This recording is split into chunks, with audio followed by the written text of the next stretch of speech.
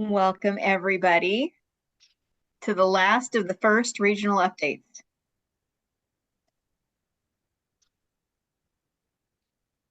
Welcome, welcome. We'll get started in just a minute or so.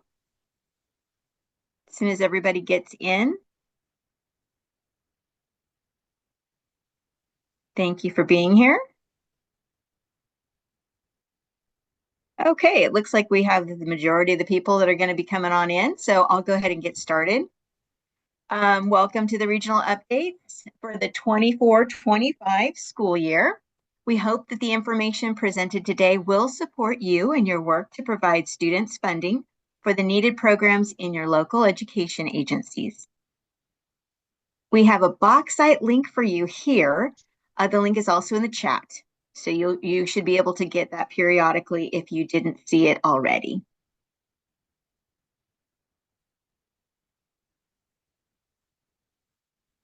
Here are the presenters from the Special Education Division and our Education Data Management Division for today, and you'll notice many familiar faces.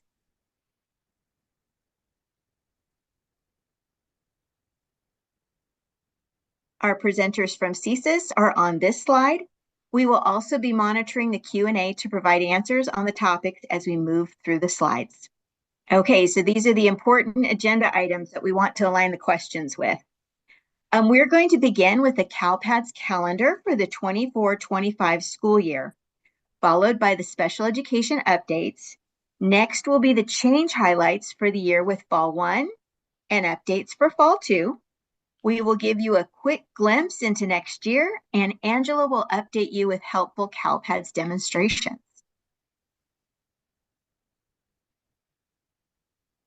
The CALPADS calendar has been challenging with the dashboard deadlines being moved forward.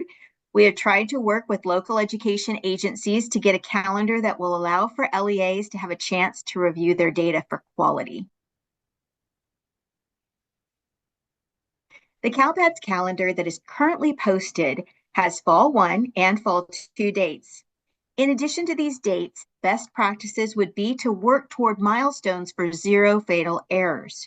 For Fall 1, this would be 0 errors by Friday, November 22nd, 2024.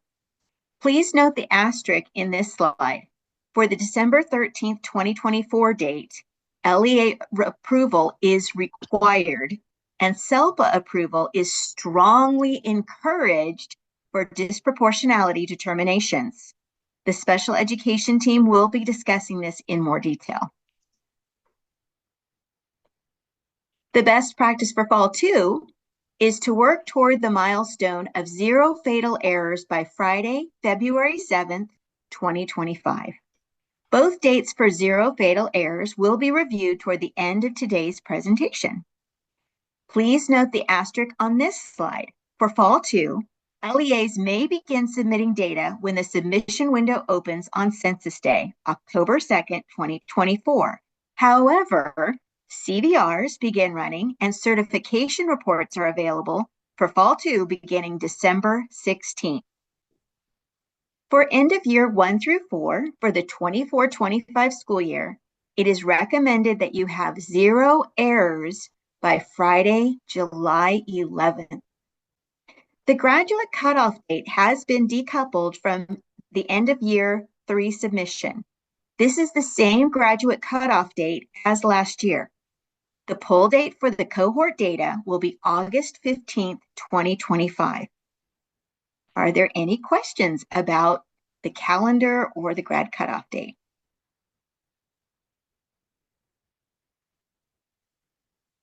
No questions at this time, Ariane. Okay, thank you, Sean. Next will be our special education presentation with Dominic. Please take it away. All right. We have several slides with special education updates. In the interest of time, I won't read the slides to you completely, but let's begin. The 2024-25 code set updates. On September 17th, after the year-end rollover, the following changes took effect. Disability categories 220 and 230. 220 is now hard of hearing / hearing impairment, and 230 is now deafness.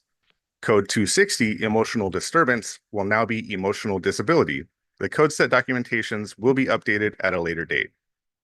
Meeting delay code definitions have been updated to clarify which meetings the codes are appropriate and not appropriate for.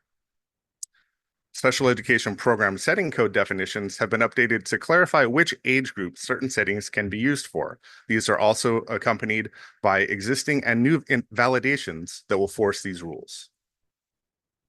Special education non-participation reason codes.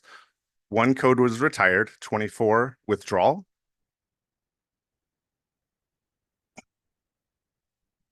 Added new code 27, not eligible, no parental consent for initial provision of special education and services. So the initial assessment process is a 3-step process. If you count the referral all the way up to the signed parent consent for assessment. After that, the IEP team conducts the assessment, and then they meet with the parent to discuss the assessment and the plan, if there is one. This is a code that applies to that space in between the IEP team conducting the assessment and when they meet with the parent to offer FAPE. In this time, the parent declines the beginning of special education. They don't even talk about the plan. They just decide they change their mind. They don't want their student to be in special education. And so that's when you would use this non-participation code. Additionally, this code does make the student ineligible. So if the parent would like to have their student in special education, they would need to be reassessed. Code 28, not eligible written revocation, is to be used when a parent or education rights holder has provided a written revocation for consent for special education. This means the student is no longer eligible and will require a new initial in order to resume special education services. Code 29, eligible cessation of service without revocation, is for those times when a parent is no longer bringing their student into class. Maybe they're a preschooler who is eligible and the parent just never shows up for services. Or it could be a parent that has withdrawn their student into a private school and has not communicated with the special education team about their wishes to continue services or not. So the student remains eligible in this situation. If they were to return to public school, they would need to have their plan adopted and continue on. But as far as the student leaving the public school without a written revocation, this is the code you would use. And finally, code 30, no longer eligible, applies to students who are no longer eligible. So in initial assessment, a student can be found not eligible. However, if a student is eligible and through either aging out of the program, graduating with a diploma, or being found ineligible, they would become no longer eligible. And that's when this code would be appropriate.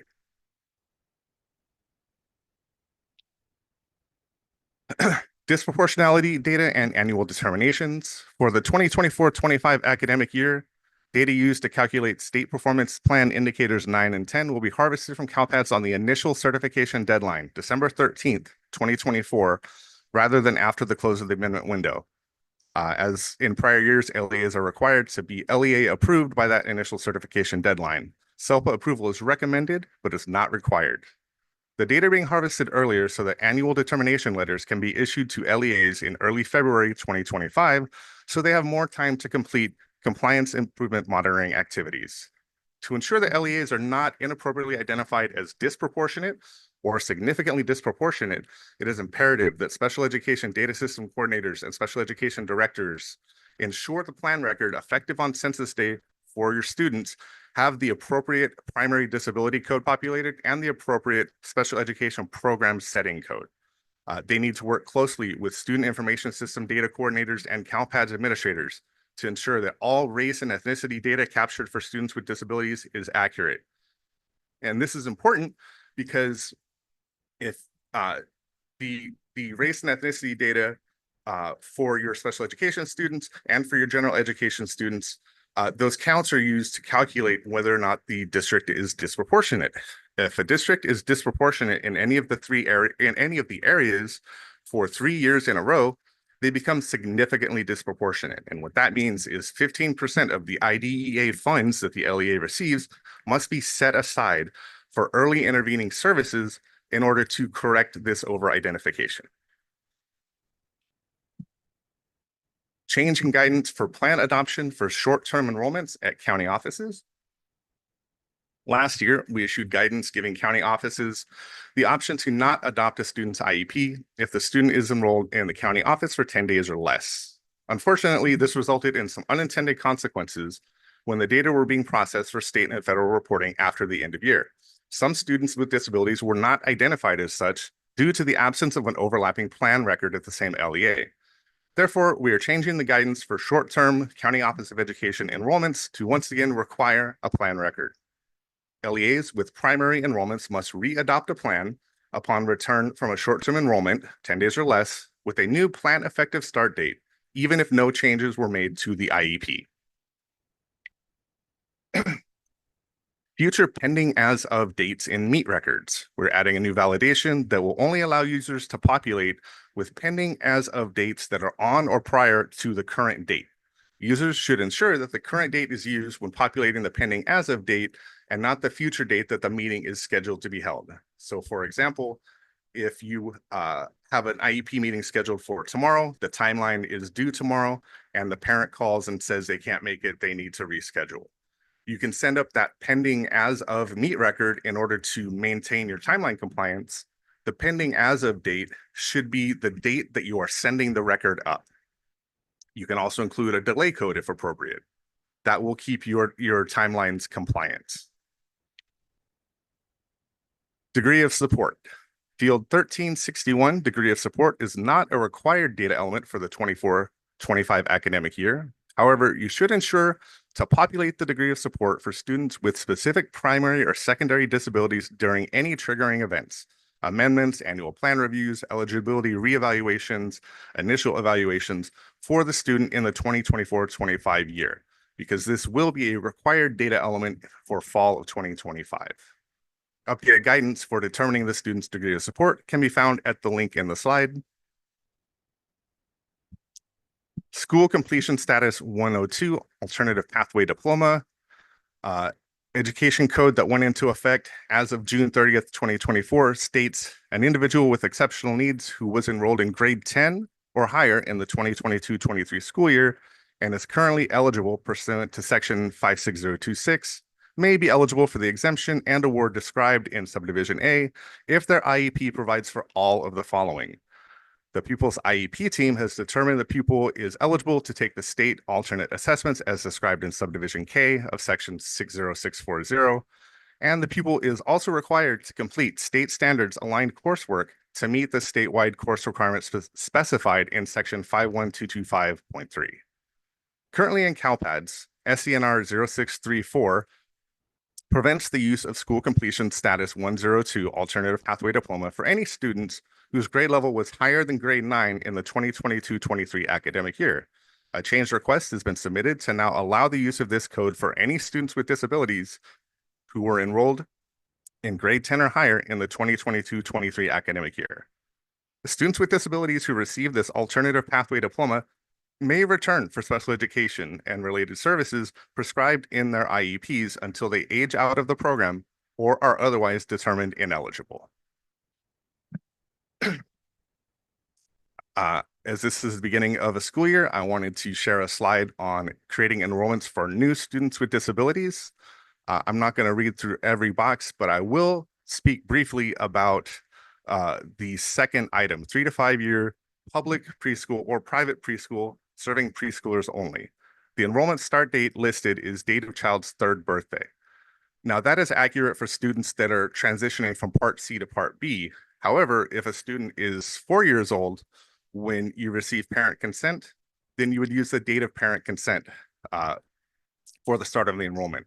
Likewise, if the student is already enrolled, you don't need to make any changes to that. You would just proceed with the assessment as normal. And finally, special education data resources and support. We have links to the reporting data for students with disabilities and special education file submission scenarios documentation. Additionally, the Special Education Division hosts weekly CalPADS Special Education Data Office Hours every Monday from 3 to 4:30.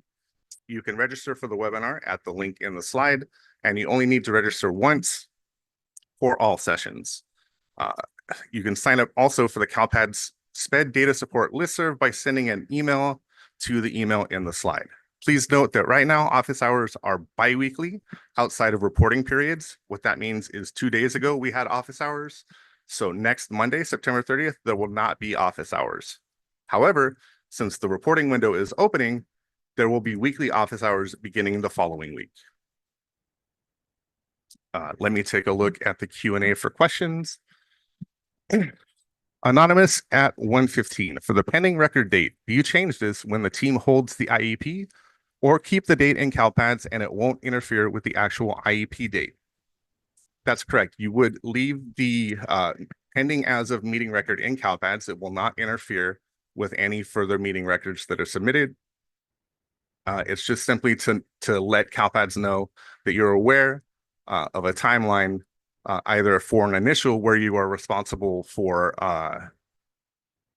assessing the student within 60 days of parent consent, or otherwise exceeding a timeline for an already eligible student. You can send up a delay code as appropriate.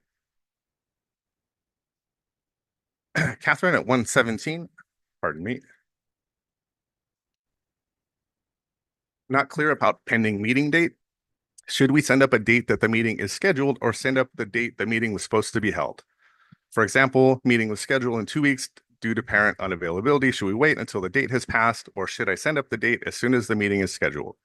So you would not send up a pending meeting date with the date that the meeting is going to be held. You only want to send up a pending meeting record when you are either assessing a brand new student and are meeting your child find requirements by submitting that pending date once you have parental consent to assess, or you already know a meeting is overdue. You don't have to know when it's going to be held, but you know it's going to be overdue as of today. So you would send a pending as of meet record dated September 25th, 2024. And if you have the appropriate delay code, which you should, you would include that as well. That way, when the timeline for the meeting passes, if it does, you have already reported the delay code. If you were just wanting to send up a pending as of meeting record for a meeting that's going to be held and it's going to be on time, you don't need to submit those. The regular meet record created through your special education data system will suffice. Anonymous, if a student lives in District A and gets services from District A, but is enrolled in a district preschool program in District B, would District B report primary enrollment and the SPED data? Yes. The district where the student receives the majority of education and related services, so general education, that is the district that should be enrolling the student and reporting their data and everything else.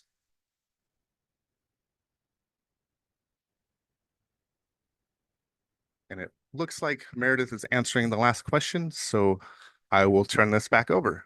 Thank you. So continuing for our 24-25 Fall 1 updates.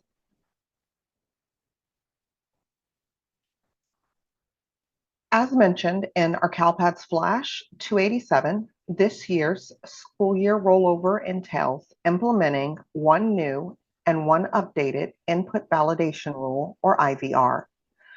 The new fatal IVR on the STAS file is STAS 0651, invalid STAS data submitted for a non-public school NPS or a public school group PSG. The error description is STAS data should not be submitted if school attendance is equal to an NPS or a private school group. The updated fatal IVR for the CELA file is CELA 0322, which is described as the primary language code cannot equal American Sign Language ASC when English Language Acquisition Status Code is not EO.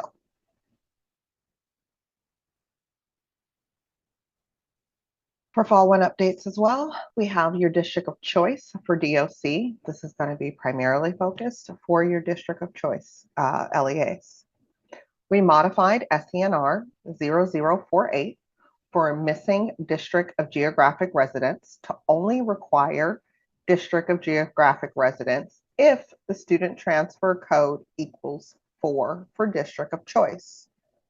The majority of DOC reporting requirements are met with student demographic data that LEAs already submit to CALPADS.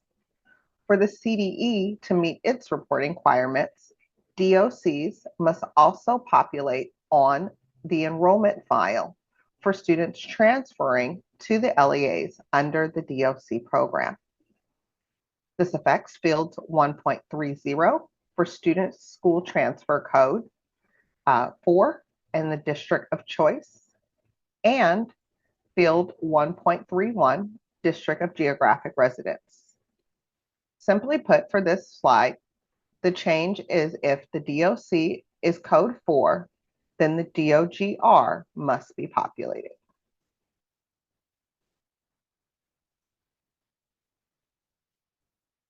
For our modifications of LCFF reports for TK apportionment eligibility, we've expanded to include more TK kits.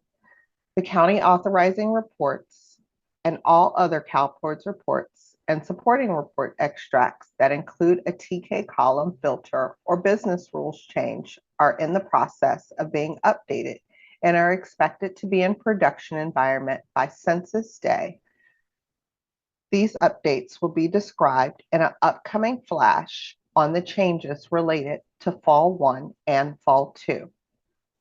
So with the changes for Fall 1 and Fall 2, I'm going to bounce items over to our wonderful Heather Cota from our CSIS team to review the Fall 1 conversion of CVRs to DDs or CDDs. Thanks, Sean. All right, so the majority of the CVRs are going to be converted to data discrepancies, DDs for short. Since the CVRs only run during the submission window on revision data and the data discrepancies run all year round on ODS data, this will allow for you to see errors sooner without waiting for a revision to finish. And I saw a question in there about waiting until Census Day, and no, you wouldn't have to wait till Census Day to work on your data discrepancies. So you can work on errors before a submission even opens when you're dealing with data discrepancy and clearing those errors. So the chart, I won't go over all 4 slides full of Fall 1 CVRs, but the chart will show the current status of the Fall 1 CVRs since they're mostly implemented, and their new corresponding data discrepancy code. So for instance, CERT 2 will no longer be appearing once it's disabled, and you'll see Center 0670F1 for that particular error for missing school data. Some of them, there's only a few that will not be converted for other reasons, but the majority of these are almost ready to go, and I probably will be ready by Census Day. And so continuing for our Fall 2 updates for 24-25, we'll have some information from our other esteemed colleague, Angela Ratty from our CSIS division. Thanks, Sean. So there are two big changes to the collection of staff data for Fall 2 this year. The first one is that we will be requiring your staff demographic record to be updated this year. It's always been expected because that's how we capture the years of service at your LEA and the years of service at total. The difference this year is that it will be required. And so that means there'll be a fatal certification error or CDD if that is not received with an effective start date between July 1 and November 1 of this year. And then the other change is regarding staff assignment 6018. That is for employees on leave. In 2014, we said that their FTE had to be 0. If they were out on leave, we didn't want to collect FTE on that. And that has flipped now. Because the data is being used for assignment monitoring and federal reporting on the teacher assignment monitoring and outcome, the TAMO, they want to capture the actual FTE. So there's a new validation that says that the FTE for somebody using 6018 has to be greater than or equal to 1. And we are recommending you use the FTE that the staff would have used and reported that as if they were not on leave. So if they were half-time, you would put them at 50%, and if they were full-time, put them at 100%, even though they are out on leave. Back to you, Sean. Thank you, Angela. And so next up for our fall 2 changes, we have your CTE course updates. Your, as mentioned again in our Flash 287, field 9.27 for your CTE course section provider codes on the CRSC file is no longer being used and has become a filler field. Any data populated in this field will result in the file being rejected upon input. For the CTE content area alignment, for fall 2, we will recategorize content area for CTE courses in our course group master ballot code combinations, or the VCC. The VCC information is forthcoming and will be announced in a listserv message. The content area is used for your dashboard reporting. Currently, the CTE state course codes 7,000 through 8,999 are all listed as career technical education.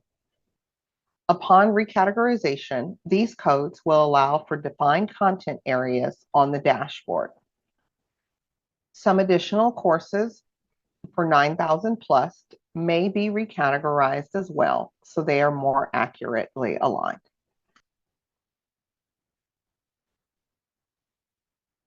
And then next, for our fall 2 conversion of CVRs to DDs or CDDs, I'll bounce that announcement over to our other colleague, Rima Mendez over at CSIS. Thanks, Sean. Thank you. So this is similar to what Heather had already discussed about the fall 1 conversion of CVRs to DDs, CDDs. We are going to go ahead and convert all the fall 2 CVRs, and none of them are new, so this shouldn't be new for folks. The only new piece of this is allowing to see this before a submission window opens. So for fall 2, since we are in the process of implementing these, we are going to have these implemented by the time we start running fall 2 reports, which would be on or before December 16th. And the goal here is to allow folks to see anomalous data prior to a submission window opening. And then also hopefully, you know, this process is to allow maybe more than one revision. That's the number one reason why we're trying to convert a bunch of these CVRs over to DDs, CDDs, and also to see it earlier before the submission window opens. And so the next 2 slides has all the CVRs that you should be aware of in previous years, and some of them are warnings, some of them are fatals. And there's about 13 of them. And so again, it's not new validations, it's just happening earlier on in the process. And then also for the fall 1 CVRs to conversion of DDs, CDDs, those also are no new validations. It's just happening earlier before a submission window opens. So by the time 25-26 rolls around, you should be able to see all of these beforehand, before the submission window opens. So this is the first year that we're doing the conversion of these CVRs. So if you have any questions, let us know. Thanks. Thank you, Rima. I'll pause now for one question in the Q&A here from Lori at 1:30. Will the CTE related course category changes impact CalSASS / credentialing requirements? No, these will have no impact on your CalSASS or credentialing impacts. This is simply for the dashboard reporting to have a more accurate account there. And Sean, just to clarify, it's actually on the data quest reporting. It doesn't have anything to do with the dashboard. Just to clarify. Thank you.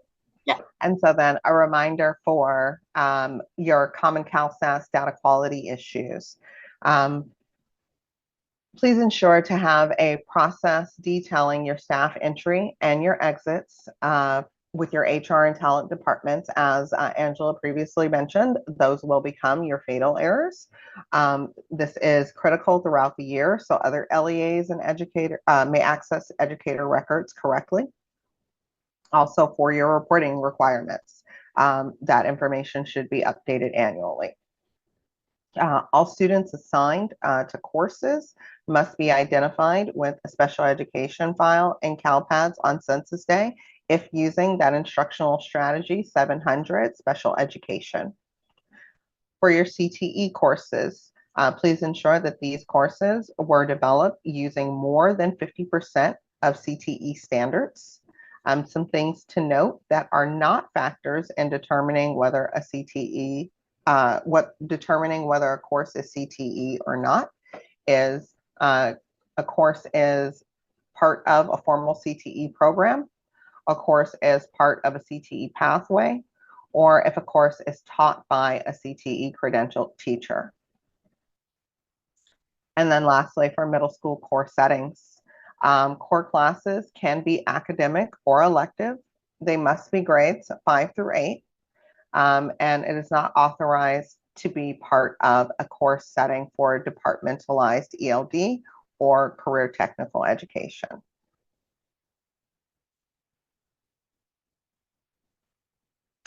And then here, as a reminder, we have our assignment monitoring resources for Fall 2. Many of your LEAs are currently going through your assignment monitoring processes.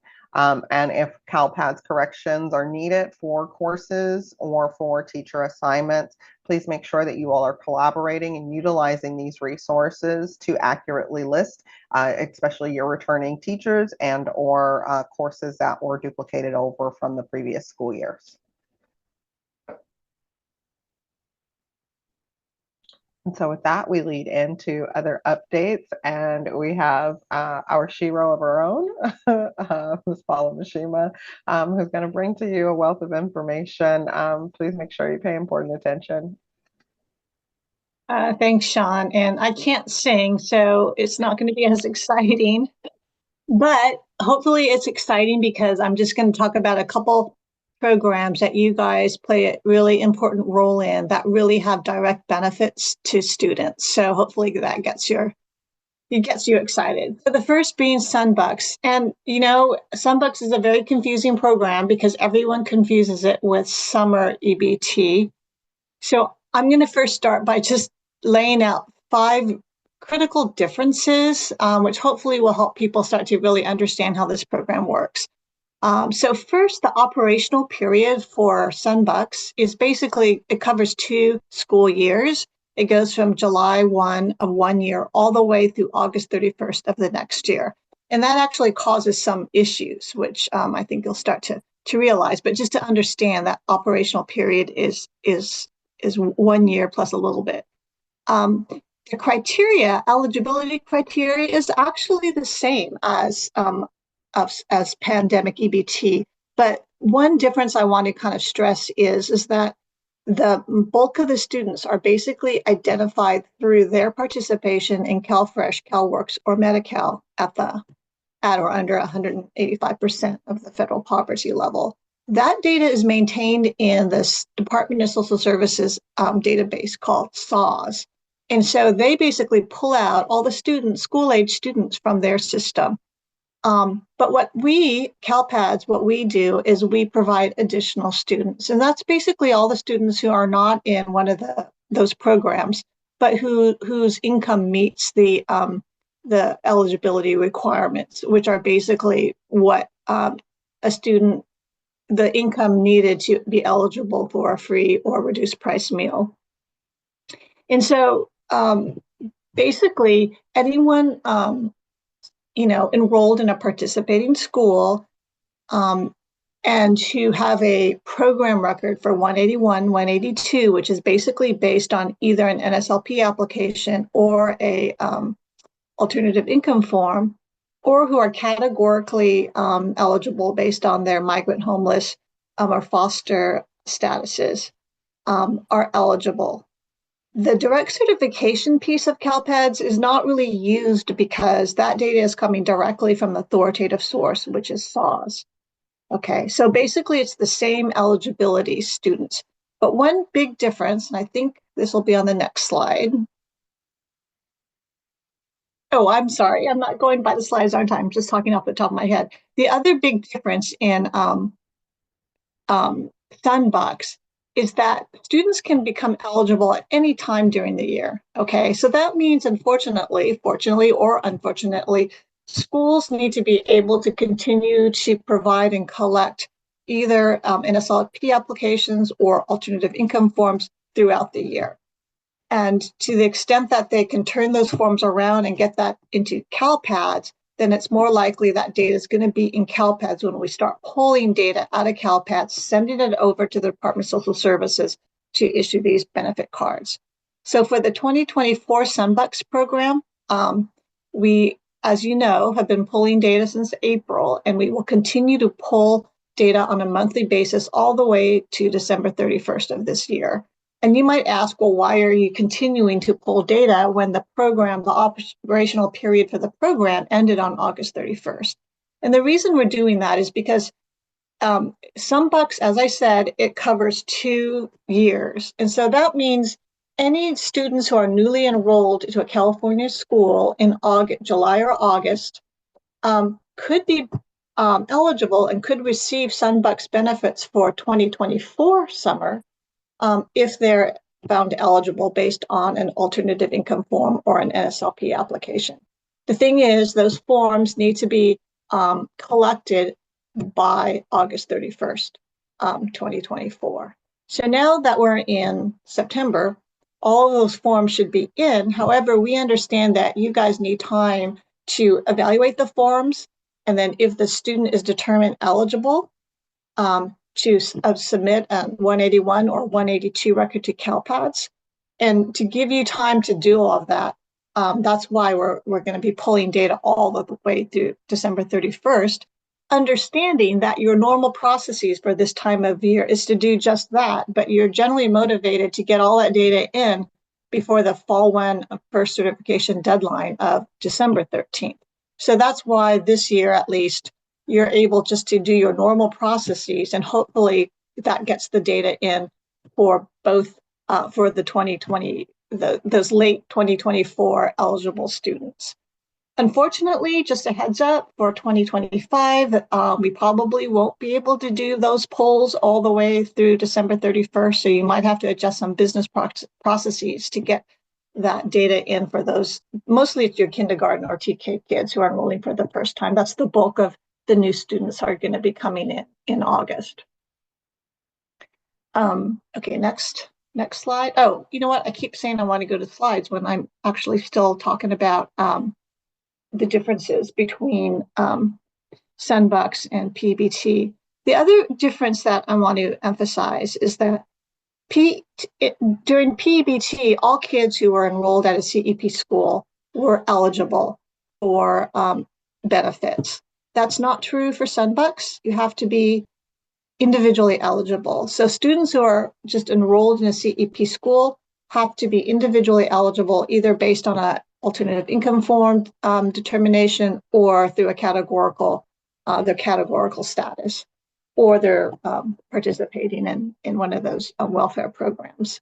The reason I want to emphasize this is to the extent that you continue to communicate or explain this to folks, the better off we are, because what happened this year is a lot of families thought they were eligible because they were enrolled in a CEP school, but in fact they were not, and it caused a lot of churn on the service desk. Another difference is that for schools who are like doing a regular NSLP application, there's a lot of requirements about after you assess the application, you have to notify the family as to the disposition of that application and whether the student is eligible for reduced price meals. There's no such requirements around the alternative income form. So what happens, we believe, is that students submit the alternative income form. They never hear back whether or not that actually makes them eligible for, in this case, it's the unduplicated pupil count, right? Because why does the family need to know that? That's something just the school needs to know. But actually, if they are eligible to become an unduplicated, pupil on report 1.17, that means they're eligible for Sunbucks. And so LEAs are not required to do this, but it would be really helpful if families understood the disposition of their alternative income form. and whether or not they're actually eligible for benefits, because then they would know whether or not to expect those benefits the following summer.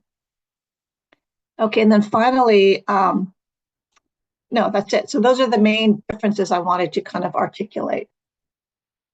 So if you go to the next slide, and actually I covered this, and go to the following slide, the other thing that would be helpful to communicate, it's just so families understand the timing of all of this. You know, the bulk of families receive their benefits actually in June because we pulled data in April, and most of the data is all in the system by then.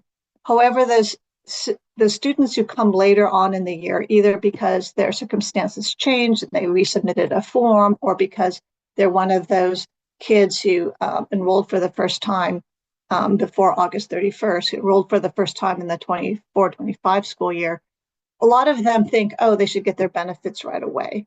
But, you know, to the extent they understand that, no, it takes a while, it's really helpful to us. And just so you guys understand kind of the process, once those applications are submitted, you all have to have time to evaluate those applications. And if the student is found to be eligible, then you need to submit a 181 or 182 record to CalPADS. And then once a month, right, it's not every day, but once a month, we pull the data from CalPADS, send it over to the Department of Social Services, who also has to process the data and kind of unduplicate any students with the data they're pulling from their system. And then they have to send over a file to the vendor to issue the card. So that's why it actually takes a few months for all that processing to occur and for cards to get out. So families who are kind of applying late shouldn't expect to see benefits until toward the end of the year, if not January. Next slide.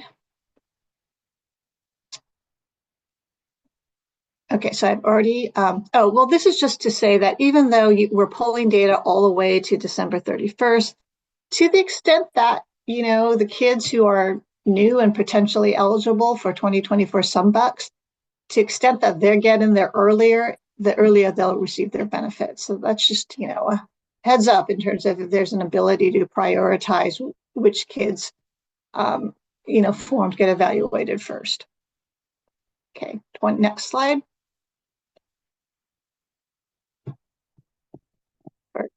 Okay, here we go. So we are already, that was all about 2024, but we learned a lot from 2024. And one of the things we learned about was to start communicating much earlier and often about certain things about this program. So we're already in the 2025 operational period.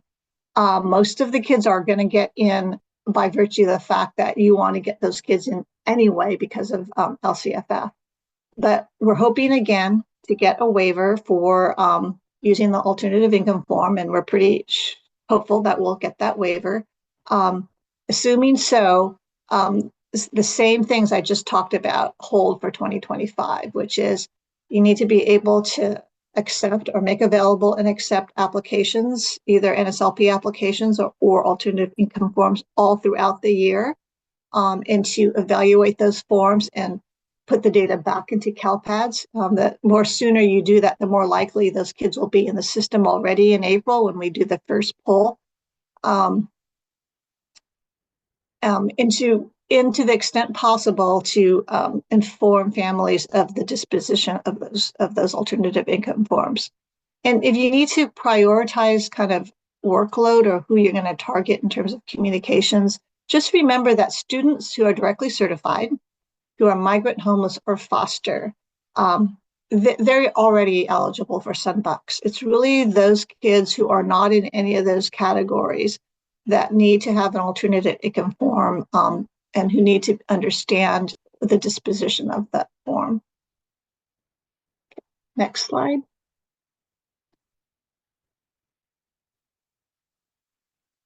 So again, this is just reiterating what it's helpful for us if students and families understand these aspects of this program.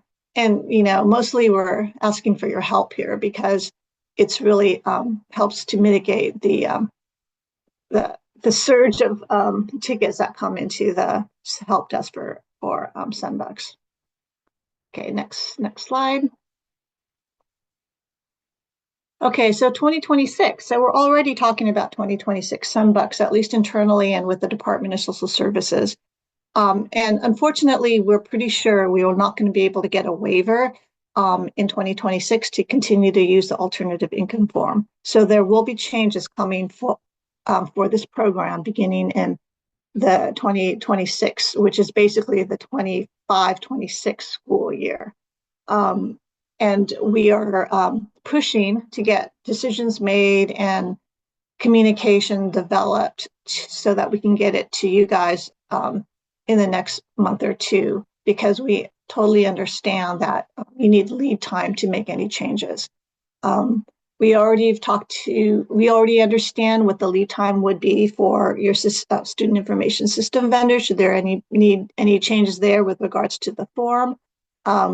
And so we're hoping to get information out very shortly. Most of the information will come from our Nutrition Services Division. They're the lead on this program. But as soon as they get that information out, we'll turn around and get it to you guys. So that's just a heads up for 2026 sunbucks. Okay, next slide. I don't know if there's any questions, John, that I need to answer on sunbucks before we move on. Yes, there are questions. And so one in particular, a few people jotted down, Paula, or they thumbs up, and it's from Beatrice at 144. What are we to do with sunbucks of students that are no longer enrolled with us and we can't find the parents to forward the card to? So as Paula mentioned, the sunbucks are for your most needy families. They fall, far below the poverty level here in California, which is quite high still. And so for these families, if you're unable to find the family, it sounds like you have a ERD for an exit reason discrepancy because you don't know where that student has gone to. So locating that family is part of especially if they're special ed or have additional programs, that's part of your school, your scholar locate. And so you should be making all attempts to be able to find that family and to provide that card, to forward that card to that mailing address, for them.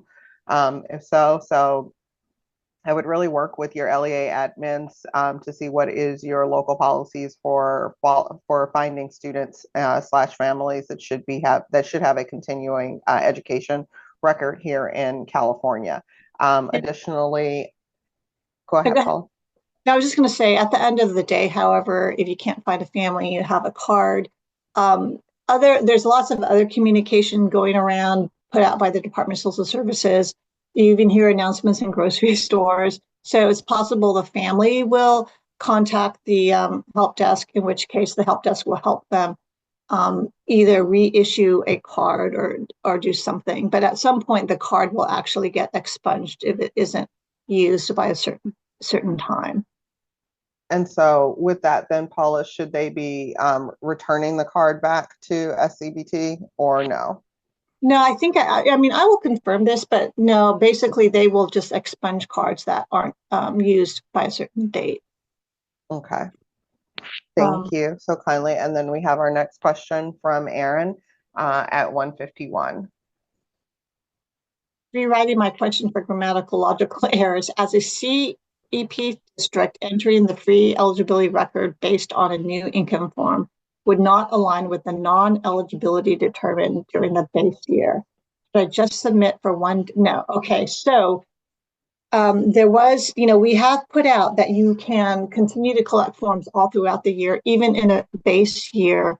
Legislation is being updated as we speak to basically enable you to just use that card. You don't have to put it in, take it out, whatever, rather. So if a kid is identified in a non-base year, like say a kid is not identified in a base year, they're still enrolled with you in the non-base year, and they turn in an application and are found to be eligible, you can upload a 181 record and just leave it there. It can count for LCFF.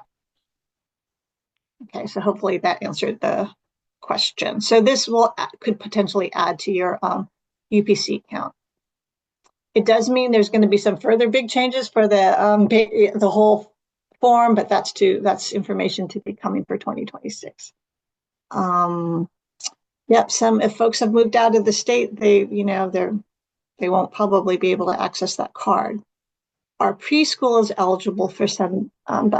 Preschoolers only are eligible if they happen to be in CALPADS. We don't distinguish and a qualifying enrollment. The CALPADS enrollment, but also a qualifying program. If they're enrolled in a school that is participating in an SLP program.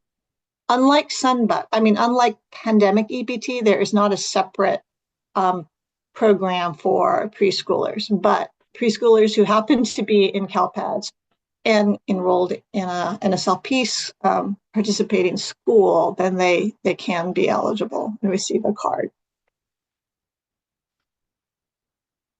So again, Beatrice, you're asking just different ways of that eligibility and which a student qualifies for some bucks.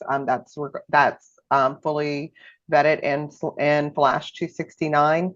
Marshall, if we can put the communications website into the chat for Beatrice to readily, or everyone to be able to readily access.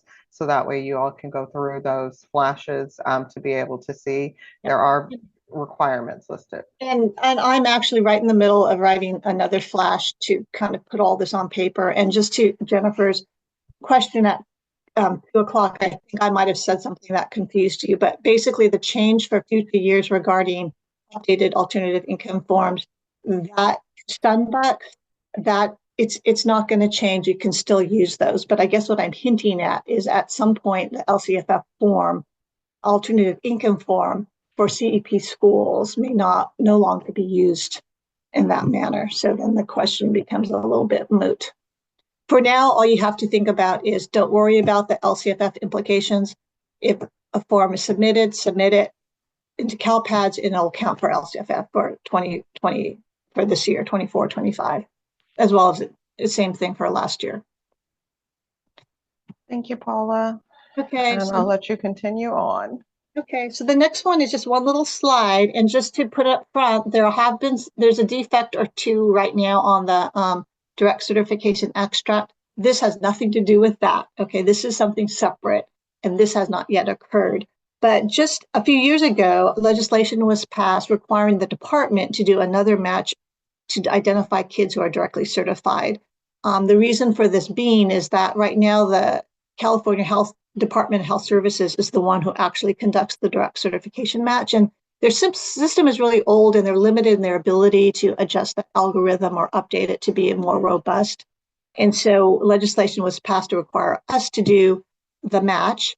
But rather than just swap it out and do the match wholly, what we're going to be doing is adding to the students that Health Services matched, eventually hoping to also take out students who are false positives who are matched incorrectly. But for now, what we're going to be doing is adding additional students to the match. For you guys, you won't see, everything is the same. You'll pull down the same extract. Nothing changes for you all, except hopefully you might see more students in your extract. So that's just a heads up that should be coming hopefully in the next, I don't know, four to six months or so. Okay, next slide. Okay, so the last update I want to provide is really to introduce the California College Guidance Initiative, or CCGI program. Some number of you are already participating in CCGI, so you know mostly what I'm talking about, but I'm introducing it for everybody because it's now a requirement for all school districts. So for those of you who don't know, CCGI, basically they work to improve the transitions from K-12 to higher ed. And they manage the California Colleges.edu, this platform, which actually has been around for some number of years, but it is California's official college and career planning platform for all students in grades 6 through 8. So what CCGI does is they actually provide individual student accounts for students, either basic accounts or what are called transcript informed, or what are dubbed partner accounts.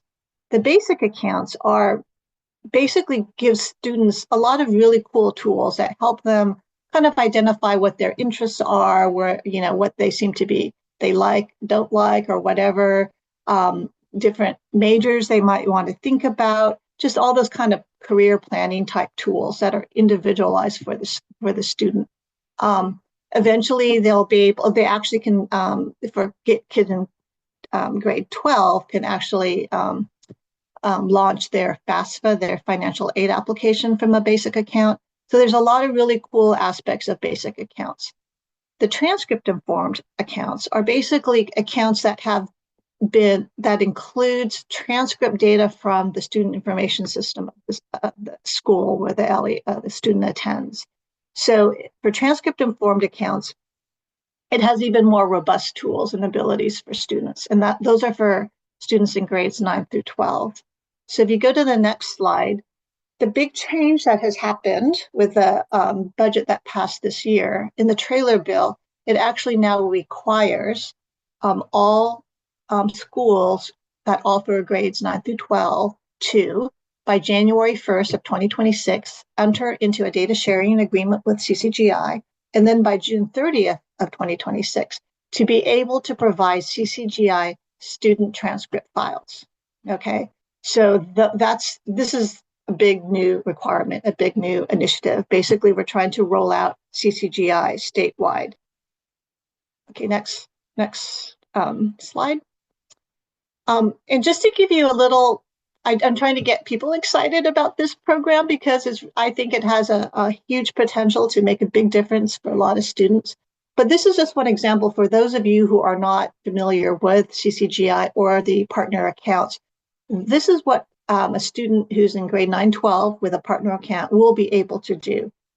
They can go onto the platform and view their own dashboard for how they're progressing to meeting the requirements of UC or CSU. They can see, say they're in 11th grade, they can see the courses they completed in grades 9 and 10 and what courses they're enrolled in grade 11 and what courses they need to complete in grade 12 in order to meet all the UC CSU requirements.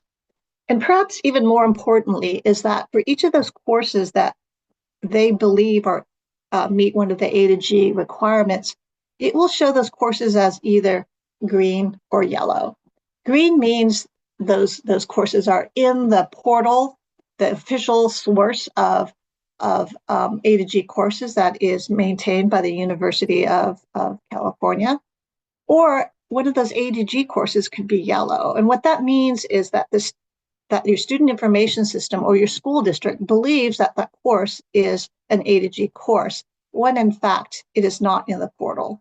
And that occurs for many different reasons. Something as simple as the school changed the name of a course, so it's no longer consistent with the name of the course that's in the portal. Just silly things like that. But there's other reasons why things become misaligned. And before CCGI started, when they first started this work, they found that, up to 25% of courses were kind of misaligned in this way. So it's a big problem. It's a fact that kids who believed they were eligible and met all the eligibility requirements found out later that no, they were not eligible. So it's a big deal. So the portal will really help those courses getting cleaned up, as the kids and the counselors in the schools will see yellow courses, and that will direct them to what they have to clean up. Finally, if you have an account and you're in 12th grade and you want to apply to, Cal State Sacramento or UC Berkeley or something, you'll be able to launch those applications directly from your CCGI account. And I don't know if any of you have had kids who say apply to UC, but I know when my kids did, you had to actually manually type in the courses, type in the grades, type in what subject area you believed it, aligned to. And that was your application process. Instead, now what you will be able to do is basically push a button and all your courses that you've completed will be imported into the application. And so it increases accuracy, obviously a lot of time saving for not only the student who's applying, but for the UC and CSU folks who have to review the applications and so forth. So it's really is a streamline. There's been a lot of testimonial from students about how it's made applying to college much more easy and realistic for them. So that's to get you a little excited about getting into CCGI. So the next slide. So basically this will take, for the next few years, this is CCGI's big task, is to roll out all of this statewide. CDE will be supporting CCGI primarily by facilitating communications to you all that, about the program, about implementation updates, and reminding you guys of the statutory requirements. And we're going to do this through CCGI Flashes. And if you go to the next slide, you will see that we have recently sent out and posted a CCGI Flash 1 and 2. And shortly, a letter will be going out to superintendents, introducing them to CCGI, alerting them as to what those key requirements and those dates are, and also urging them to really form a team locally that includes not only the student information system folks, but also the counselors and the curriculum and instruction folks. All of those folks are going to play a key role. The curriculum instruction folks are who is ever required to maintain the data, the A to G courses in the portal. They're important. The counselors through CCGI will also be able to see school and district reports that show the number of students who've applied or launched an application with one of the higher ed institutions. They can see, kids who've launched their FAFSA. So there's a lot of information that will help counselors and other administrators target their attention and resources in the most effective way and possible. So the next slide. And I just wanted to alert you to just a few other ways that CDE and Csis are supporting this effort. One is in the basic account. So I talked a little bit about basic accounts. LEAs don't have to do anything with regards to MOU with CCGI or submitting data or anything for you to be able to offer basic accounts to your students. Basically, CDE has been providing CCGI basic student enrollment data for the last number of months. So they've been able to take that data and create accounts for all students in grades 6 through 12 who are not already participating in CCGI. And in this fall, they're ready to roll out those basic accounts, meaning they'll alert or they'll inform districts how they can provide or offer these accounts to students. And so that information will be coming out in a flash and probably in the next month or so. So this is basically the statewide rollout of basic accounts. And for you all, there's nothing you need to do in terms of data. The data is you're already submitting it to CALPADS and we're already giving it to CCGI. CSIS and CDE are also working with CCGI to establish vendor CCGI compliant designations to be posted by CSIS on CSIS's website. So this is mostly CSIS is really playing a big role here in terms of supporting CCGI in this effort. But the idea here is we want to be able for you to look to see whether or not your vendor can submit CCGI transcript files to CCGI. So we're supporting you all by working with your vendors to be able to do this. And what they are going to need to be able to submit from their SISs to CCGI will have to meet what's called the California High School Transcript and Student Record Portability Standard. So some number of months ago, all the higher ed institutions, as well as CDE, have collaborated with CCGI to develop this standard.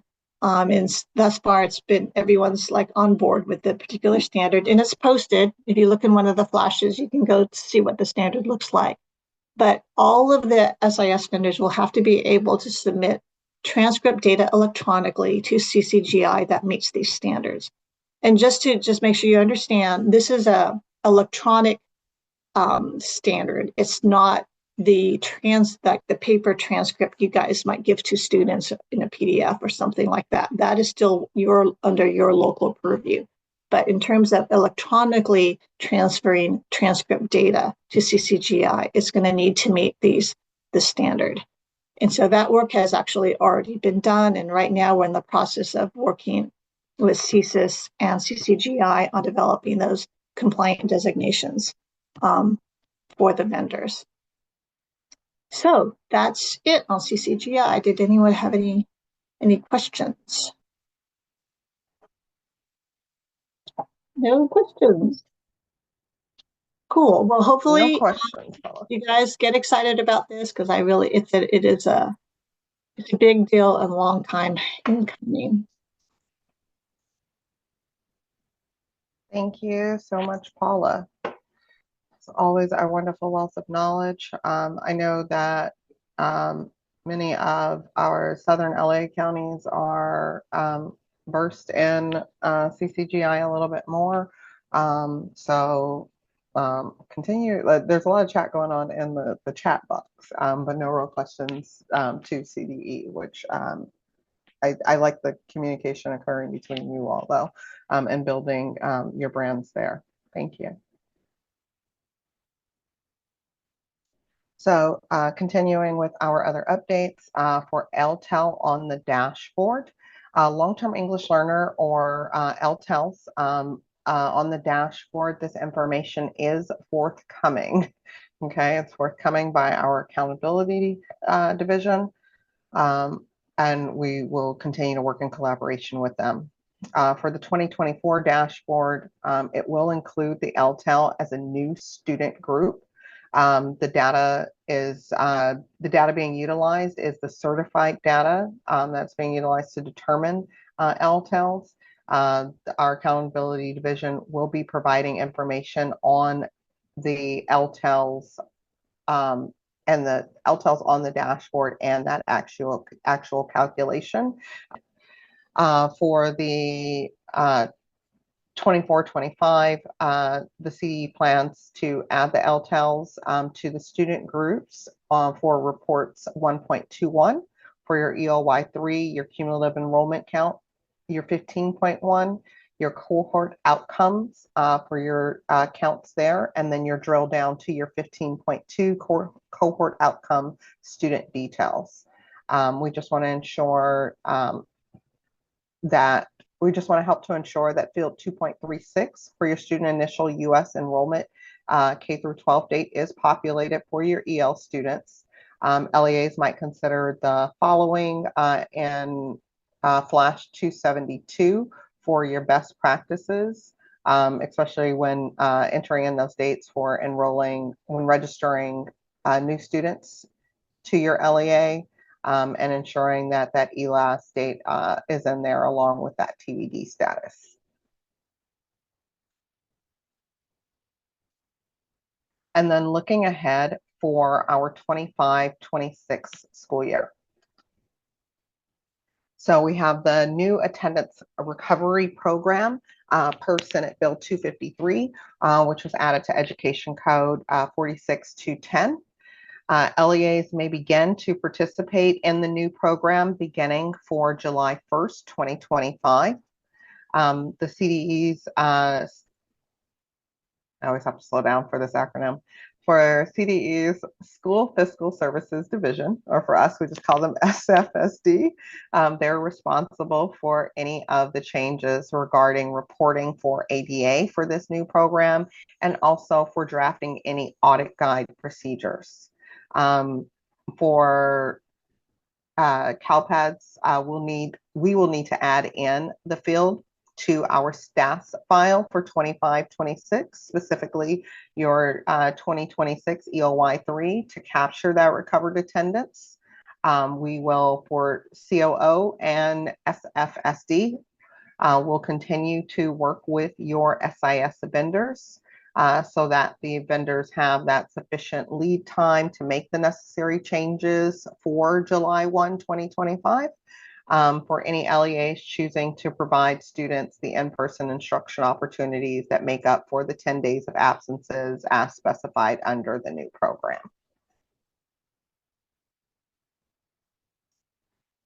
And then next, I am going to pass it over to our wonderful colleague, Angela Ratty from our CSIS division. I do want to make sure to please note if now is the time where you need to take out a pen, you need to jot some stuff down. If you're a newbie coming in, if you're a regular and you just need those reminders of what to take back to your LEAs. This is that time to pause, perk up your ears, and listen in, please. And with that, I'll hand it over to you, Angela. It sounds good.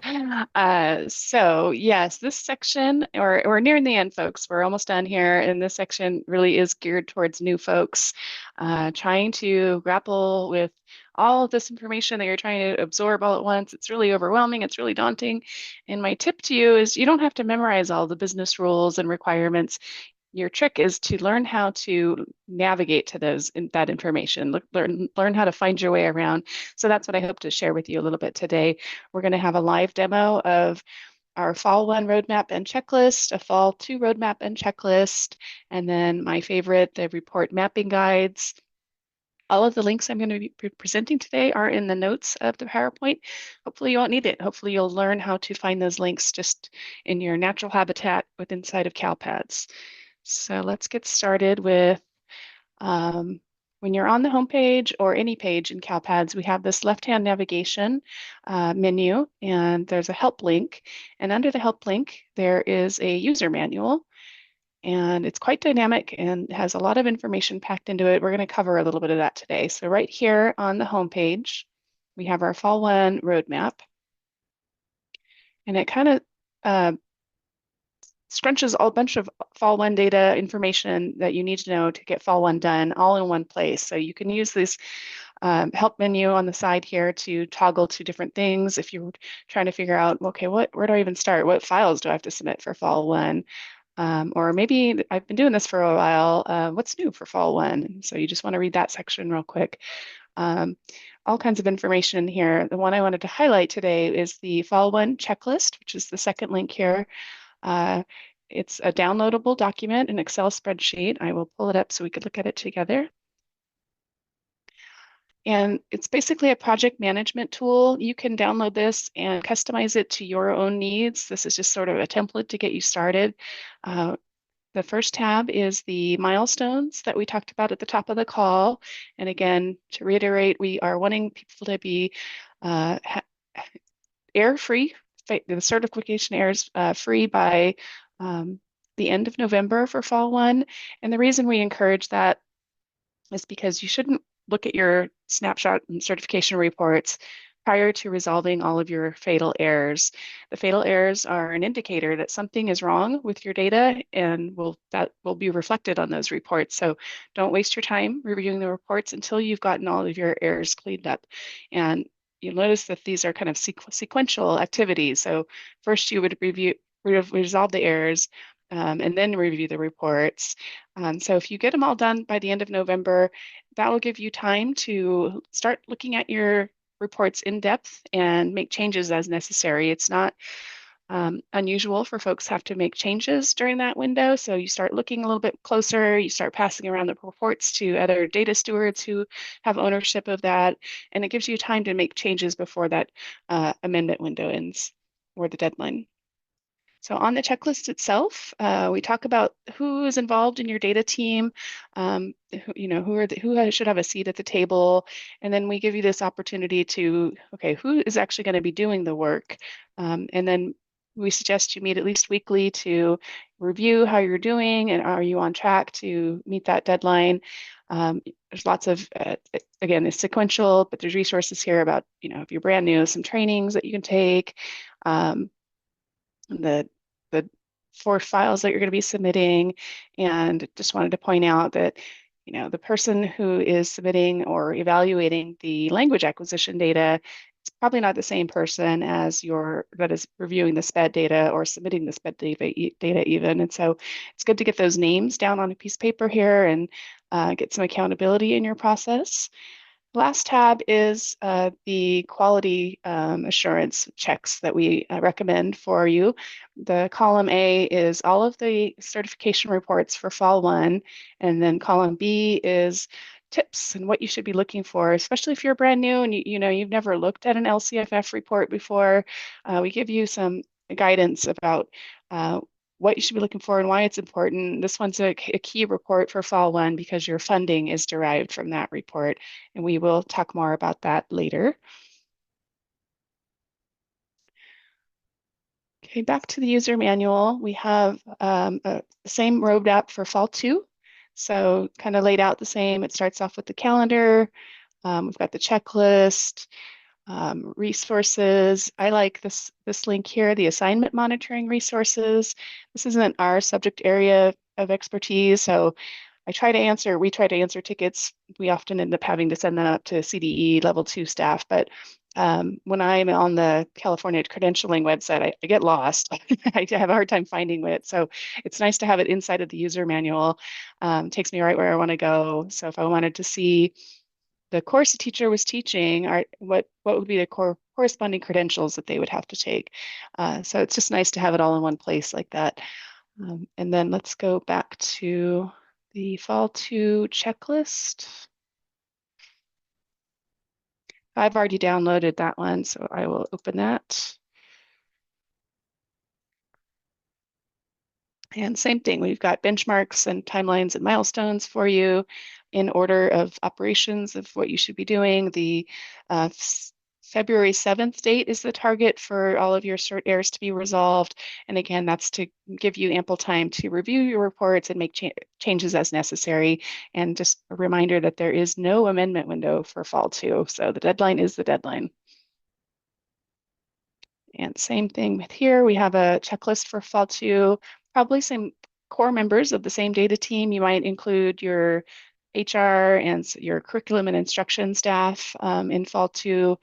And then it's just, again, the step by step of what needs to get completed and finished for Fall 2 in order to meet the deadline. And then your quality assurance checks. These are all the reports that are available to certify, and then tips and tricks about what to be checking on those reports.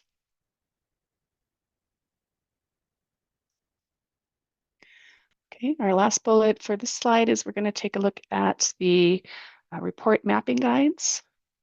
So if we start back in our CALPADS page here, again, under Help, User Manual, Functionality Map, Reports, Snapshot ODS Reports.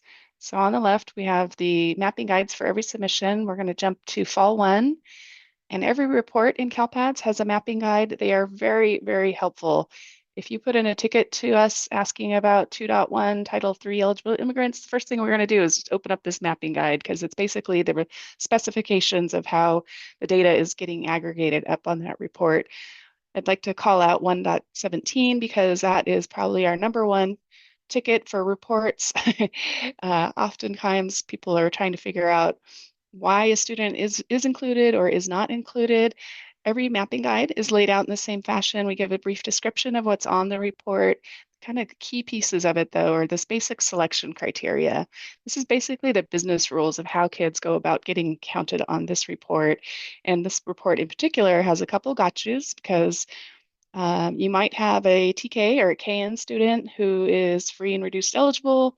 You're trying to figure out why they're not on this report.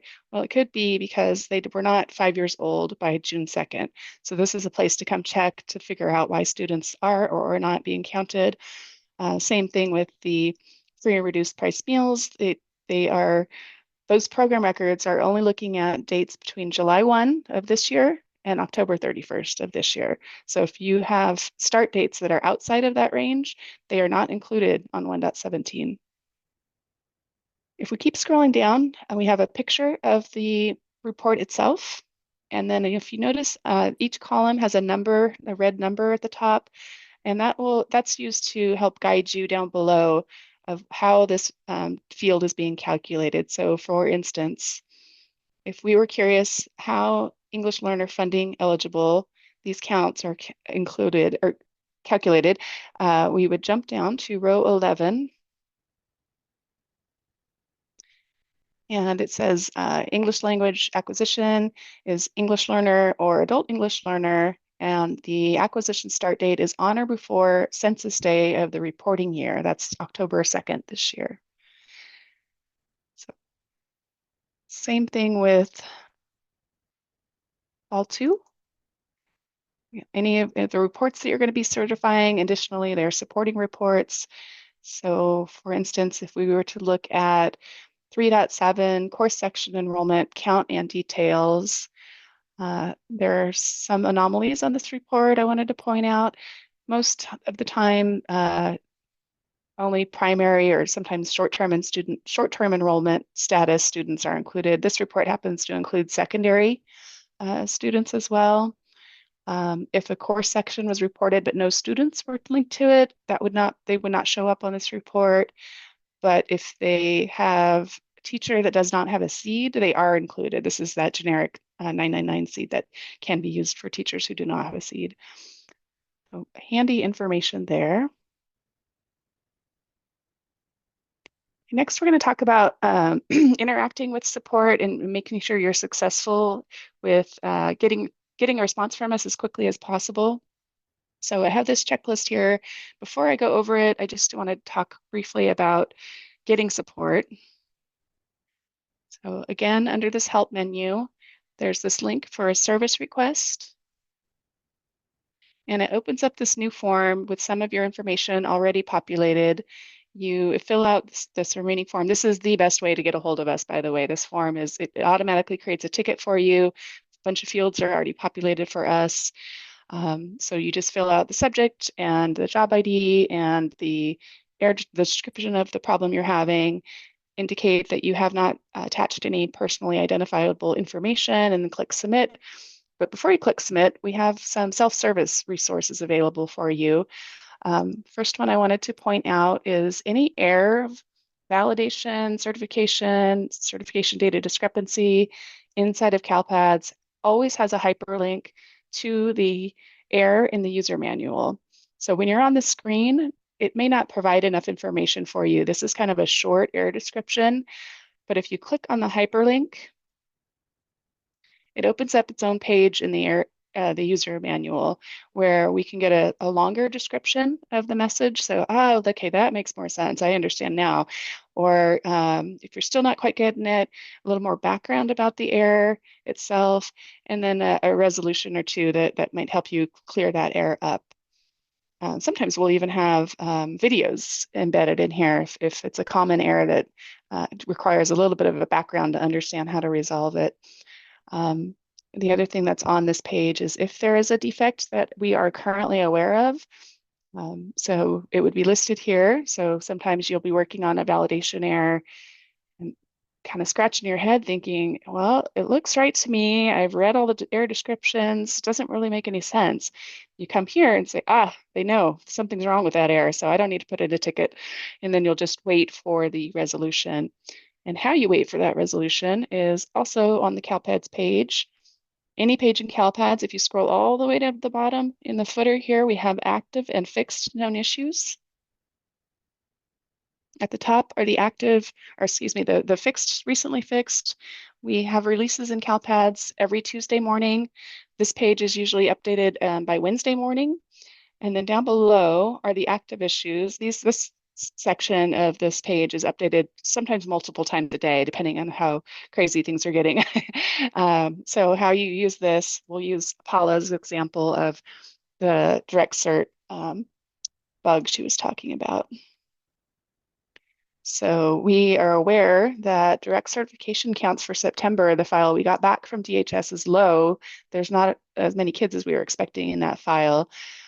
So if you as a user experience that, you could come here and check and say, they are aware, they have dev and tester people looking at that, so I'll just wait and monitor this page.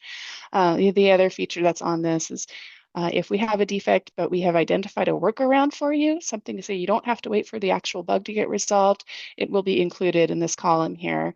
So in this example, when you're requesting a direct cert file right now, if you only pick one school, the workaround is to select all schools, and then the kids will be in the file. Fix available in this context means it's coming in the next release.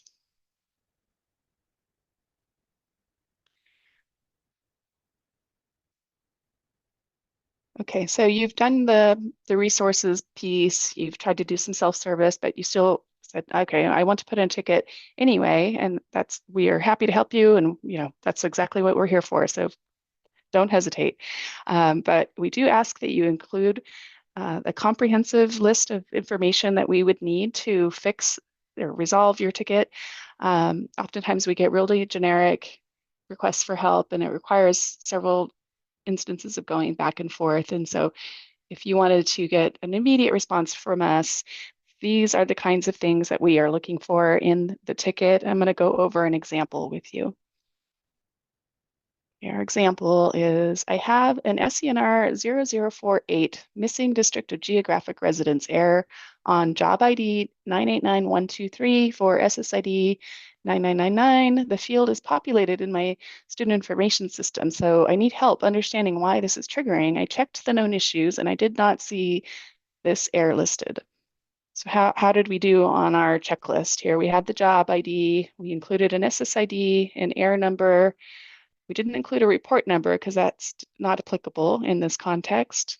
We had a concise summary of what we are encountering. We checked the known issues.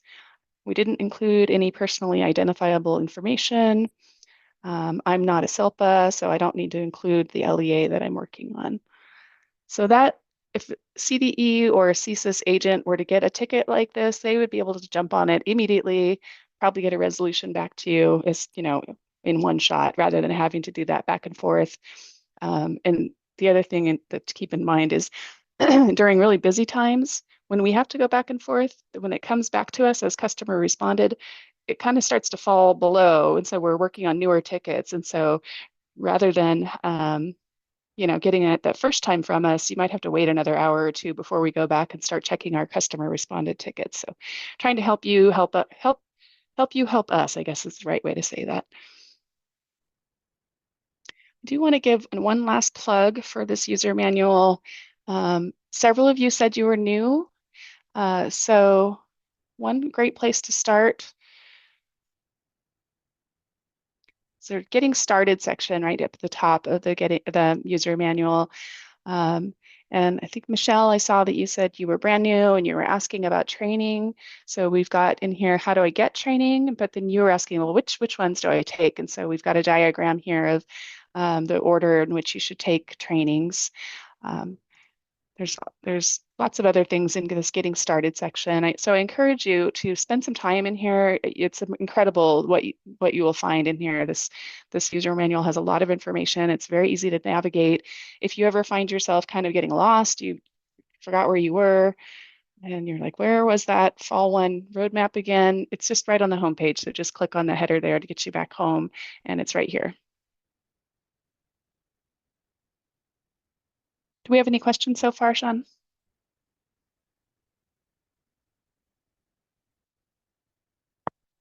You're on mute. Thank you. We have one question, Angela, and so since you're on the, you are. I can read it back. Thank you. The CALPADS user manual. So Eileen, your question at 2:35 from a student going from EO to another language in the CALPADS user manual, Kai often pulls up that ELAS status of how students, it's a map that shows like how students can transfer. I don't know that one off the top of my head. I didn't either. I couldn't find it quick enough. I was hoping you could. There you go. You got it, Angela, right underneath that. Right underneath that. There's another one that has like the big bold letters. And so basically, can they have, but can they have a correction submitted for them? Yes, they can. And so, Eileen, I would ask you to check. There you go. I would ask you to check to see if that information is there for your students, to see if they had some type of re-identification or another LEA notice that they might have some type of, they might need some type of language assistance. So I would highly recommend that you check that portion, since you said there are several students like that. If none of these students come back indicating that they had some type of some type of reporting error, then please go ahead and put in a ticket. But yes, the student can go from a EO to TBD if they have that CELA correction code matrix where Angela is showing right now. If you're saying none of those are there for any of these students, please put in a ticket. Please follow the guidance of the tickets that Angela just showed, so we have SSID numbers to be able to look at your student data with.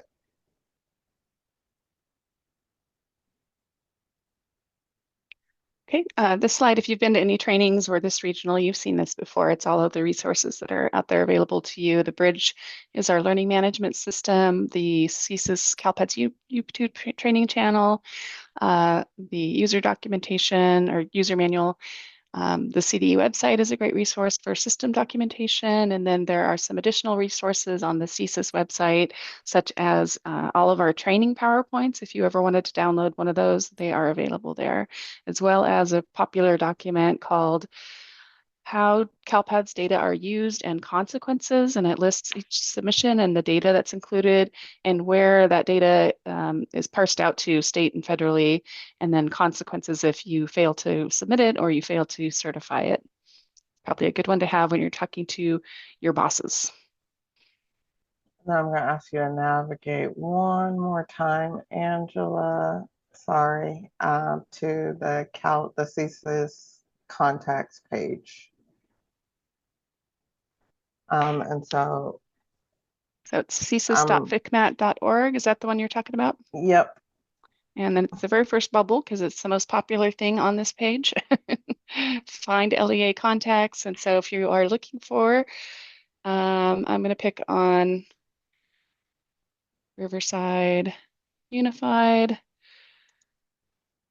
They are using a generic, but usually it would be somebody at the district there. Who else is on the call today? Go ahead and navigate to Santa Monica Malibu for me. Okay, so this is Brian is at our COE, his name and his email address. This is typically either the LEA administrator or their designee. Who did you say? Santa Monica Malibu. Thank you. Nicole Huntley.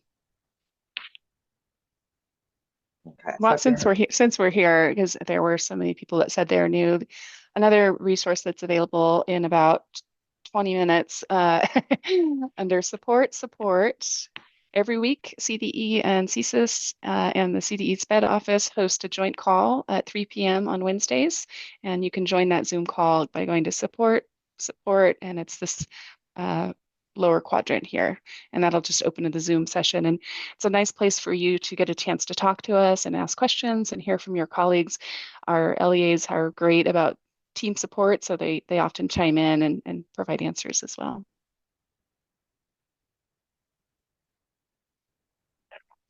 And speaking of team support, that was our last slide, I think, for me.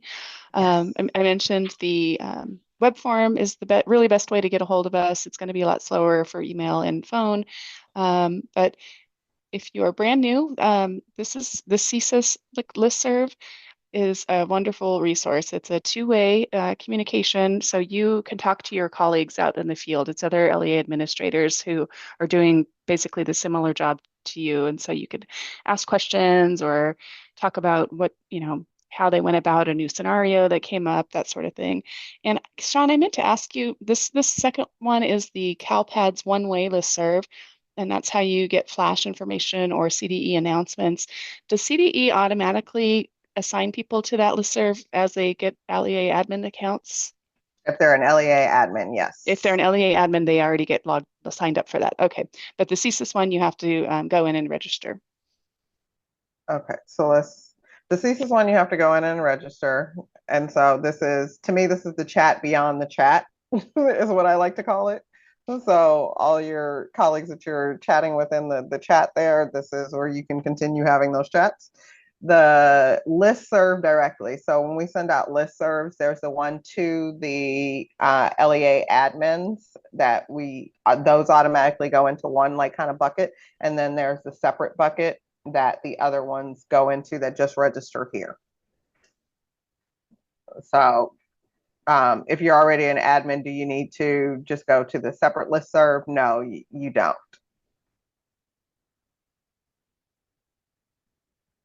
Thank you, Angela. Our next meeting. We have our next scheduled meeting for March and May of 2025. Our second meeting focuses on end of year, and those dates are March 25th through the 26th. And then also then for May, the third meeting, it focuses on changes for the upcoming school year. So that would be the 25-26 school year.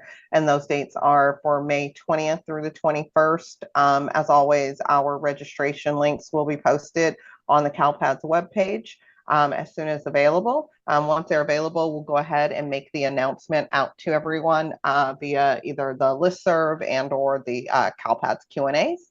To provide that information out.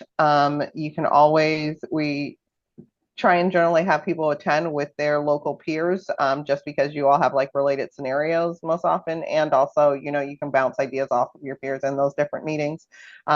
For our translation services, those will typically be that second morning meeting if ASL translation services are needed. And next slide. And then any additional questions? Thank you, Monica, for the kudos. To Angela, I know there was Anna and Ariel that really appreciated the visual walkthrough for visual learners. Yes, it is always great to be able to see those. We agree. We try and provide them every time. We understand. And again, just thank you for your time and your participation. We truly appreciate you all.